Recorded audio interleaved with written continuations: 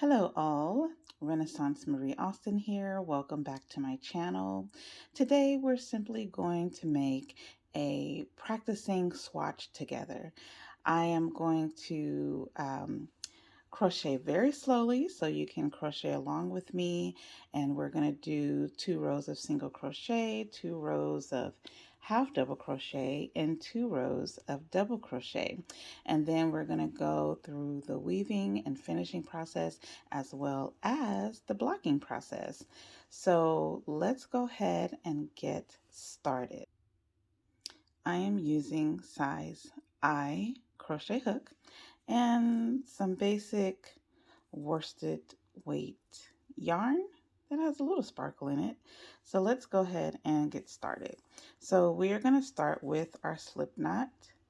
This is where I just lay the short part over the long part that is connected to my skein.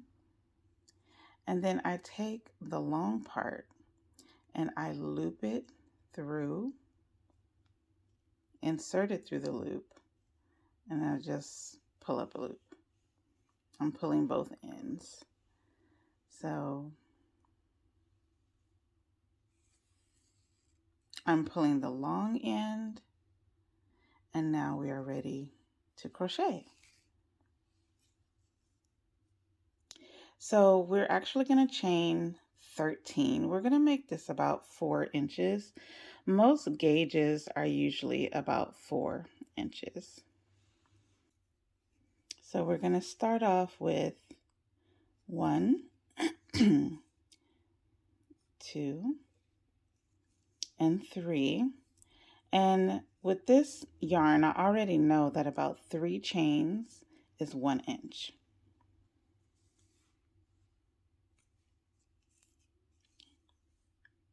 So we're going to go 4, 5, 6, 7, 8, 9, 10, 11, and 12. That's about 4 inches.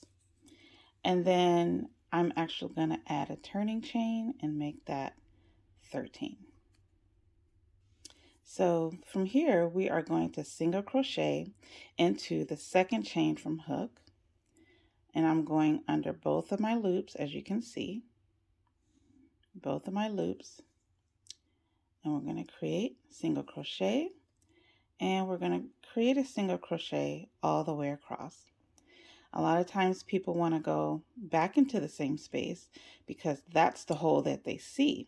But because a single crochet is in this space, it pulls the hole open a little bit. But you want to make sure that you go to the next chain and create your single crochet. I'm going to do that all the way across.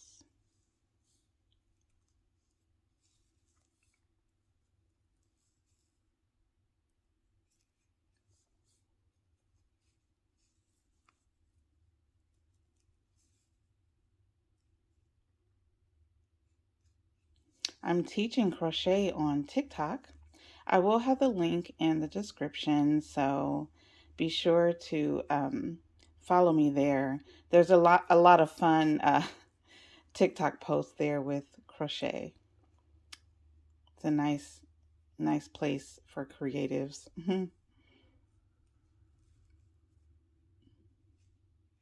So we're working our single crochet all the way across.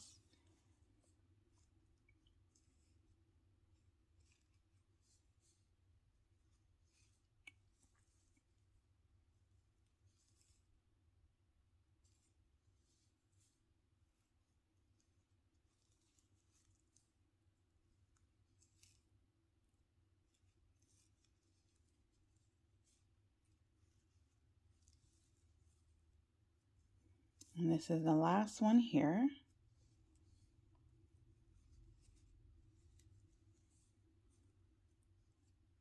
So now we have a total of 12 single crochet. And you can count them by counting your little humps. I always call them the little heels, the little humps at the top. You can see that's the first one right there. It's the second and third and so forth. And that's how you count your chains. And really just for beginners, it's a matter of the eye becoming very familiar with what it is that you're looking at. So I've just turned clockwise. You can see now this is the back of the first row. And now we're going to start our second row, and we're going to do another row of single crochet. I'm making a chain, but in this swatch, the chain does not count. So I'm going to go ahead and just pull it tight so we can pretty much hide it. I'm going into my first space. You can see that still underneath the front and back loop. And we're going to go ahead and crochet. And really this is for practice. So for those who are just learning the 3 basic stitches of crochet, it'd be good to use this video, crochet along, and to just practice your stitches. I'm just going right along into each space.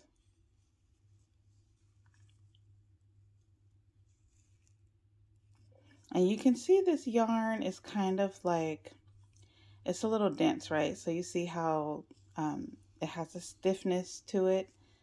One of the reasons why I chose this yarn, because, let me even that out a little bit, is because I like taking a more stiff worsted.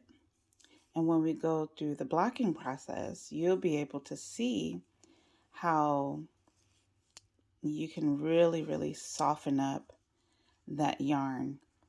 Even if it seems like it's rough or hard to the touch when you're in the store, but just remember that acrylic yarn is finely spun plastic. That's our last one.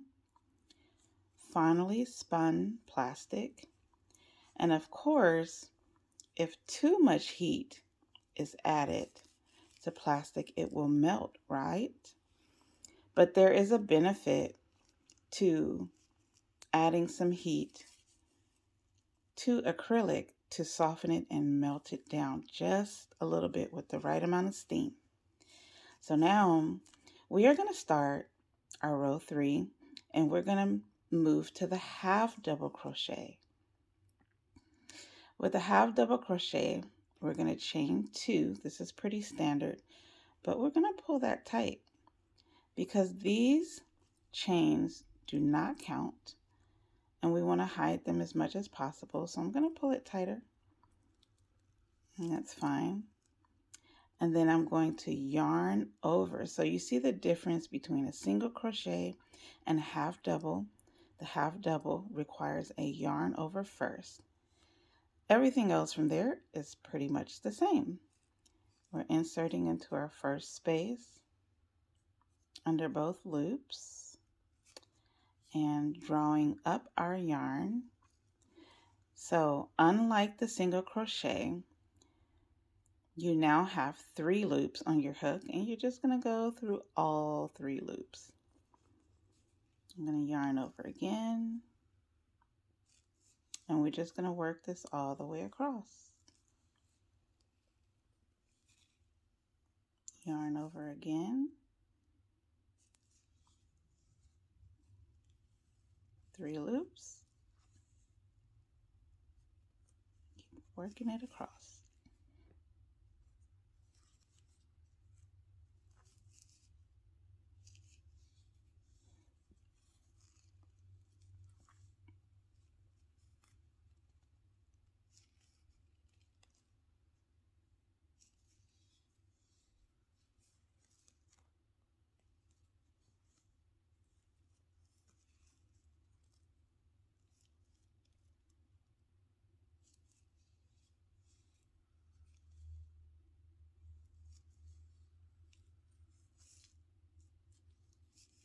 I know oftentimes with beginners, it's easy to be very eager to want to make something. But it's also good to practice your stitches on a little swatch, even though it's not anything. And this is also sort of like before you even consider reading a pattern. That's a whole nother beast.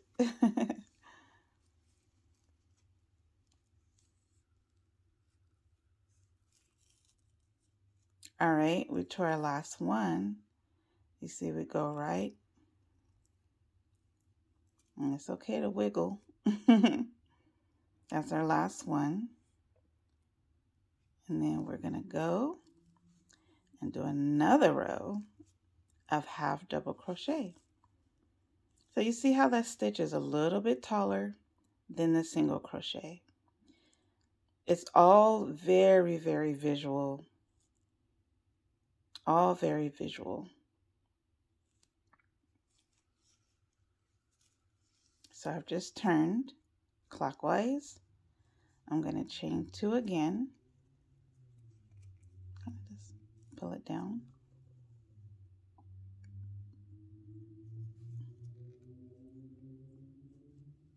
And I'm going to yarn over and go right into my first space. When the beginning chain does not count, just go right into your first space and create your stitches all the way across.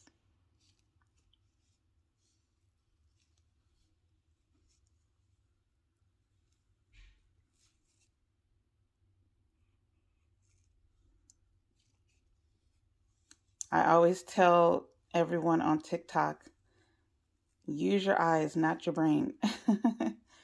Because for the most part, like just visually look at what I'm doing and just follow exactly what it is that I'm doing.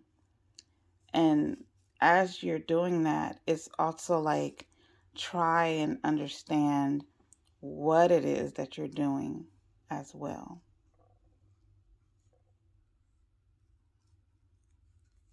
Just follow right along, yarning over and going into the next space. Yarning over into the next space.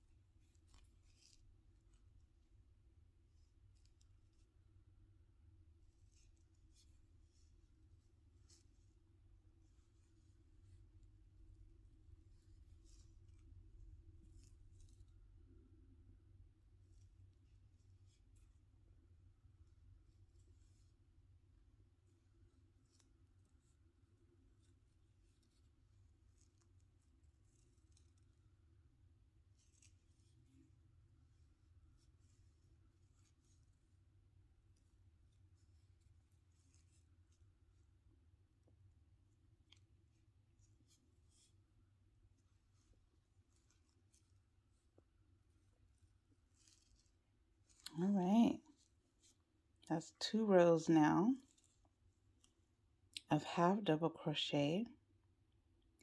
So now we're going to move on to double crochet. So turning again clockwise.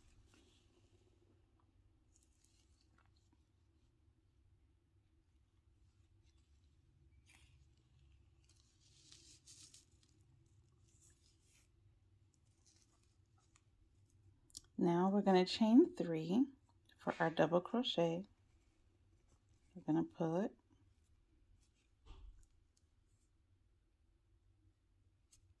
2, 3,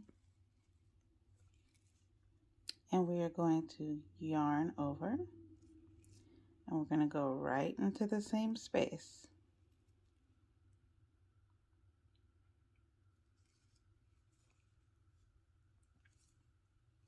Now, just like the half double crochet, we have 3 loops on the hook, but this is a double step process, which is why it's called the double crochet. We're yarning over and we're only going through 2. Now we have 2 loops. We're yarning over again and we're going through another 2, and now we have our double crochet. So we're just going to work that all the way across.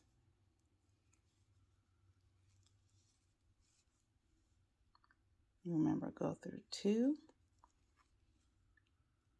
and 2.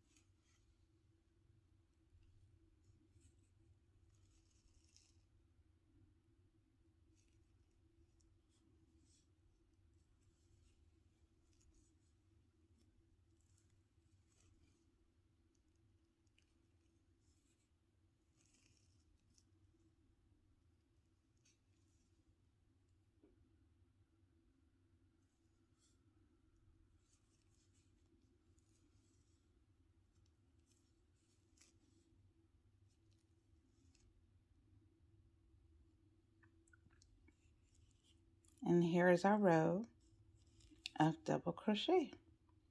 Now you see the double crochet stitch is again taller than the half double crochet and the single crochet. Double crochet is widely used because it does cover a lot of inches. It covers a lot of space really quickly. So we're going to turn our little swatch here. We're going to start our last row of double crochet. We're going to chain 3, we're going to pull them.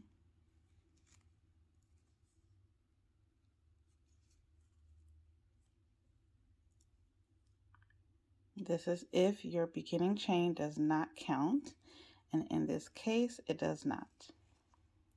So we want to make those chains as small as possible to kind of quote unquote hide them. But we're going to go into our first space, create our double crochet, and then we're going to work the double crochet all the way across.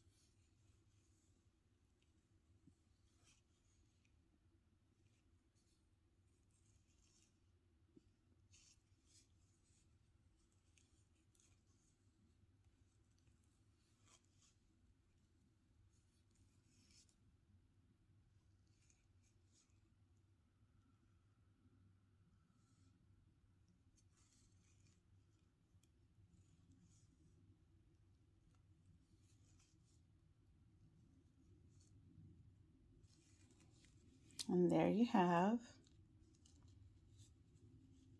your last row of double crochet. And then let's go ahead and top it off with a single crochet. Since we have a single crochet on the bottom, we'll put a row of single crochet at the top. And this is usually like, sometimes a lot of scarves and stuff may end in that way. It sort of brings the top together. Just follow right along with what I'm doing.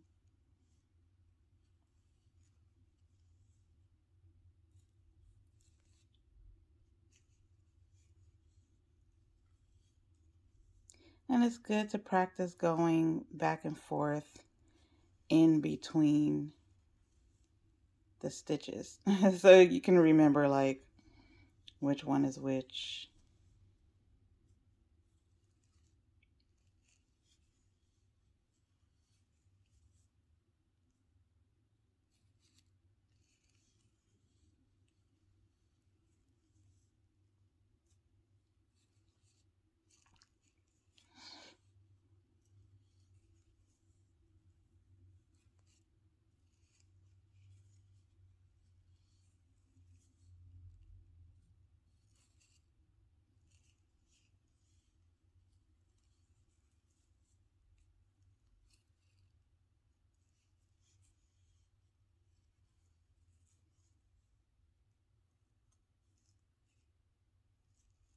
And here's our last one. And to create like a little closing knot, there's a number of ways to do this. So let me show you. Let me come back out. We have our scissors.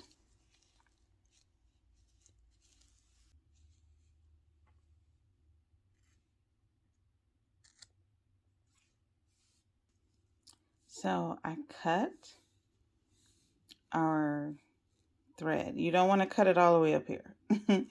You got to cut it to have enough to thread your tapestry needle and to weave in your ends. So you can actually just pull this all the way through if you like. Or another thing that I was taught to do by my grandmother was to go as if I'm making a chain and then just pull it through, and then you could do that and pull it tight. So next you're going to take your tapestry needle,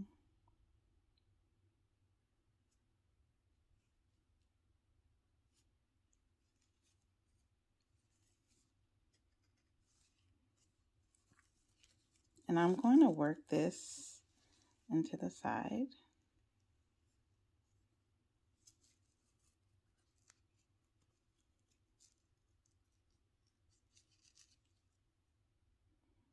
This is some vintage yarn too.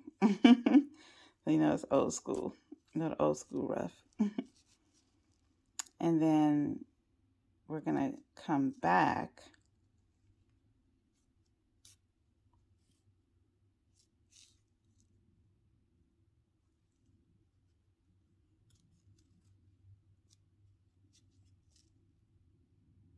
and the thing is, I was just taught to work it through in zigzag. You don't want your yarn to be all in the same direction, but you want to zigzag it like up and down or back and forth.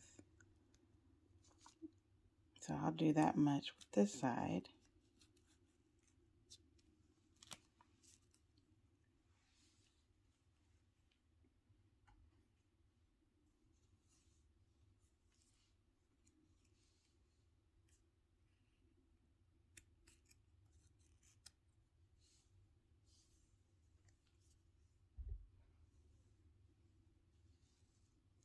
You'll do the other side.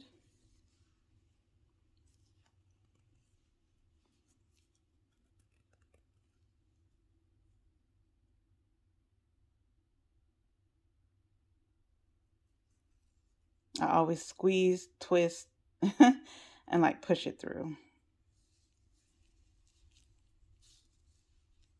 I'm going to work this on this side.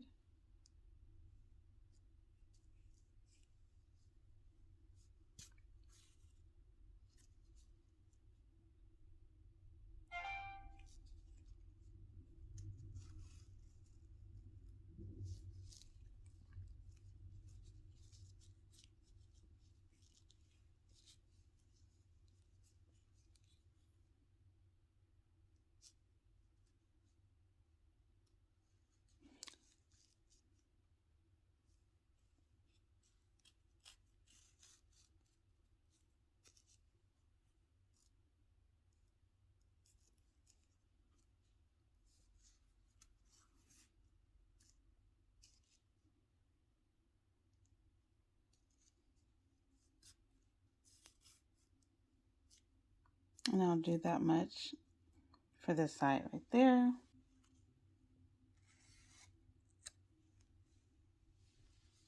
So now you have a little swatch with your single crochet, half double, and double. And if you notice, let's just do the stiff test. So you see how this is like, it's made, it's pretty stiff. The blocking process will really soften up these fibers. So what I like to do is sometimes soak it in laundry soap, because also when you're buying your yarns out of the box store or a little yarn store, or you ordering them from online, it's so important. Just like for me with new clothes, when I get new clothes, I wash them, or if they need to be like dry cleaned or hand cleaned, I do that before I wear them, because there's all kinds of like manufacturing gookiness and dyes. We know that we have a lot of dyes in our yarn, and so I block everything. So let's go ahead and start the blocking process.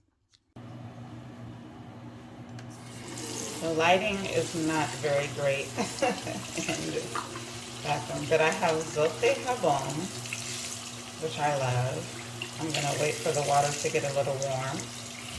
Acrylic is pretty strong. The goal is you want it to get really porous.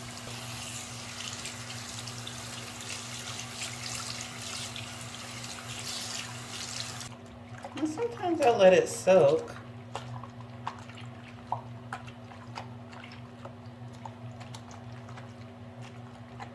But for the most part, I am just cleaning it, because also when we're making projects, you know, we carry it with us around places. We may not always wash our hands. And by the time the whole project is done, it needs to be washed anyway. So I'm looking for a certain porosity with the acrylic fibers, because if you notice, like when I first put the water on it, it was like beating off, and you see how that's setting up a little bit more.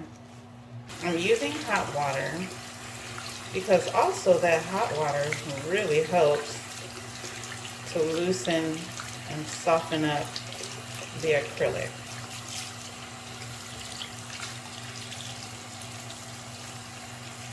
Again, I could feel by my hands, I'm feeling for a certain texture. Yeah, that feels good.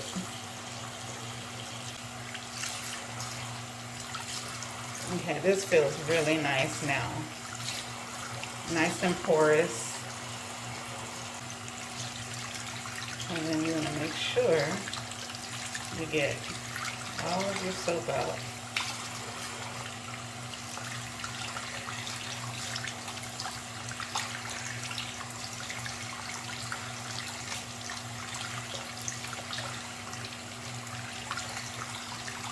Yeah, that feels really good. So I wrap it up in a towel. I'm pressing it really, really hard to get as much water out as possible. The little half towel is going to soak it up. And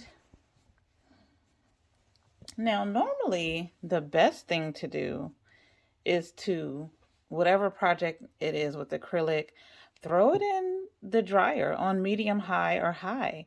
That heat is going to really, really soften your acrylic. It's going to make a huge difference.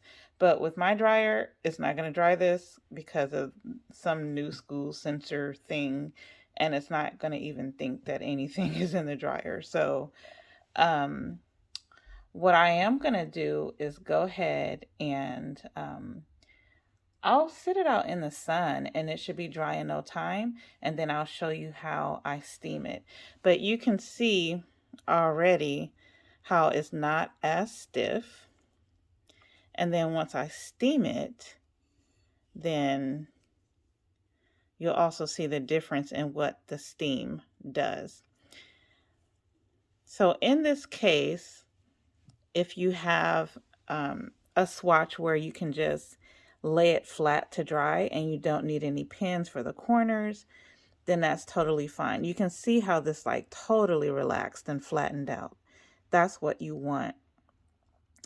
Also, sometimes with making like granny squares and things like that, there are blocking boards which you can put your T-pins on, where a pattern may require that you block your granny squares individually and you have to put pins at each point. Or if there's like some kind of octagon or hexagon or something with stars and you have stars and you need to make the stars pointy, then you can use your blocking board for that.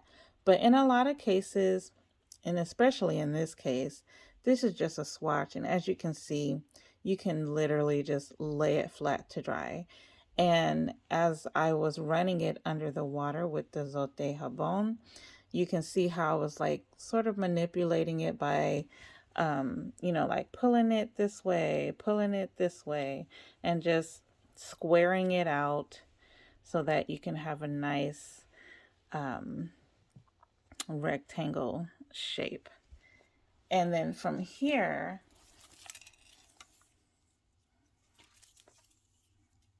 let's take our measure. Yeah. So that is exactly 4 inches. We can go across here. And gauge is important to know for sizing. It's just like sewing. So after a while, you will be able to visually see like what looks like an inch. If you're not sure, I mean, you have your measuring tape, but also one thing that I was taught is that these lines on our fingers, you see how that's an inch? From this line to this line is an inch. So if I were to place this over, I know from this line to this line is an inch on my finger. So we have all kind of measuring tools. So this is your 4-inch swatch going across. Over the top is a little bit under 4. That's 2.5. So most of the time in patterns though, they'll have you go up to 4 inches and it'll usually be a 4x4 swatch, which also means that say if we didn't do this single crochet row, if you repeated this whole sequence again, that would more than likely give you your 4 inches. So once this dry, I'll come back and steam. So I just brought the swatch in from outside. It is 100% dry. Beautiful, right? Much softer. I'm just going to hit it with a little bit of steam, and then you will see what it is that the steam does. The iron setting, of course, should be on the steam setting, which is wool. Right now I'm hovering, but I'm going to press. I press when I want to and I hit the button.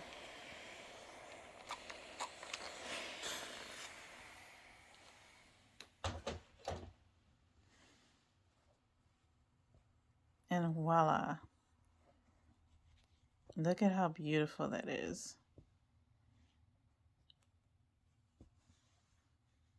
Look how it just falls back. It's not stiff.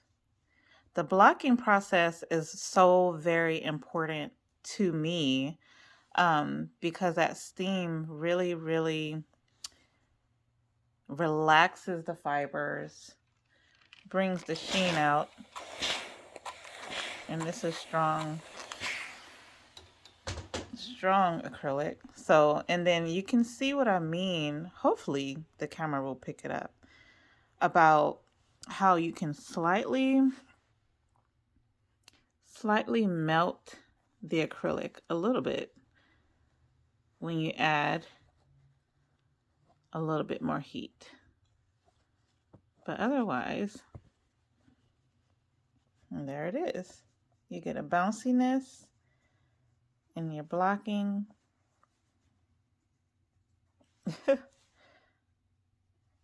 And that is what you want at the finish of each and every project you do.